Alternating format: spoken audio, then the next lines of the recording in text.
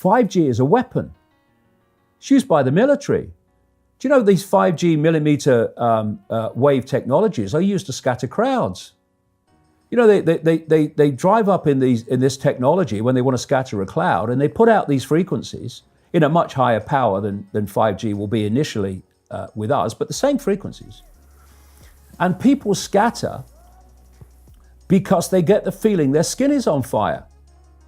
Because the human body, including the skin, is an antenna. It interacts with frequencies and it receives and transmits information. At the cutting edge of understanding of DNA, scientists know that DNA is a receiver-transmitter of information. And so we are electromagnetic, electrical organisms, transmitters and receivers of information. When our electromagnetic fields are in balance and harmony, we have health. We have psychological health and we have physical health.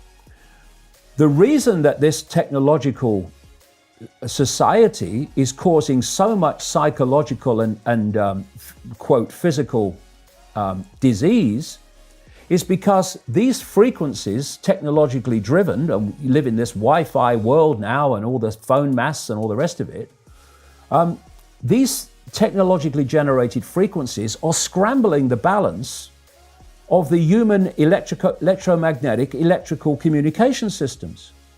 And if you scramble them, you create a state of disharmony, dis-ease, which plays through to physical and mental, emotional, psychological dis-ease. And there's another point to this.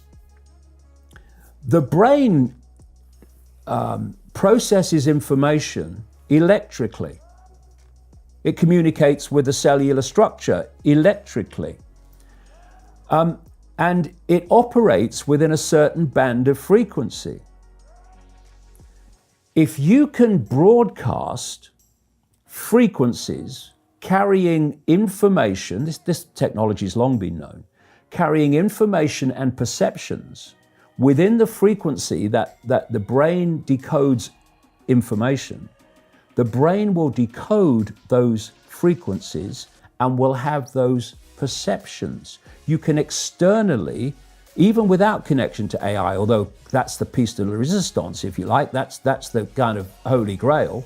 But even before that, you can influence people's perceptions externally by broadcasting these frequencies that we interact with, because we are antenna. Okay. Now, some decades ago, there was a guy who worked out the frequencies of different emotional states. This is long ago. I mean, it's very, very sophisticated now. So every thought, every emotional response is a frequency. It generates a frequency, and it is of itself a frequency. Hate is a frequency, and it's different to love. You know, when you are in a room and there's lots of aggression and conflict and hatred, you feel it. What do people say? Oh God, you can cut the atmosphere with a knife in there. That is because the frequencies of hate and conflict have been so generated, they have changed the electromagnetic field of the room. Okay, so 5G is going to be weaponized against us potentially. Yeah, but the point being that they worked out the frequencies of various emotions, including rage and what have you. And basically, they can play across a community these frequencies without anyone knowing, and it starts to have an effect, and it starts to build rage, it starts to build anger, and people might not realize why they're feeling it, but they start to feel it. And then what they do is they trigger that with an event. Maybe some guy is attacked by the police or something, or somebody's arrested for something they didn't commit, and now there's the trigger. The blue touch paper's been lit of this manufactured frequency-driven rage, and you have mass riots and what have you, and people do things that they wouldn't normally do. And you can make people depressed. You know, the American military, they've admitted this. They have technology that fires frequencies at the enemy that basically breaks the enemy's spirit so they give up and put their weapons down. This is the technology we're dealing with. Now you take that into account and then you think of 5G. First of all, 5G doesn't travel well because of the nature of its frequency. So instead of big towers, as we have now, broadcasting these frequencies long distances, it won't do that. And it doesn't go through solid objects, what we call solid objects, very well either.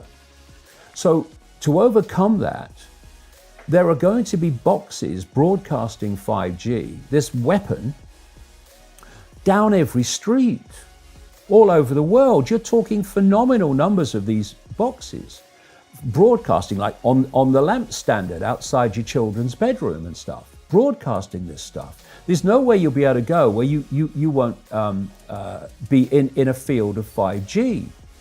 And another interesting thing, I don't know whether you've noticed this, but the story broke first of all in Sheffield when the council started cutting down literally thousands and thousands and thousands of mature trees in urban streets. And there were big protests about it. You know, Sheffield claimed to be a green city, but all these mature trees were coming down, thousands of them. And my brother, he works as a call-out bus mechanic.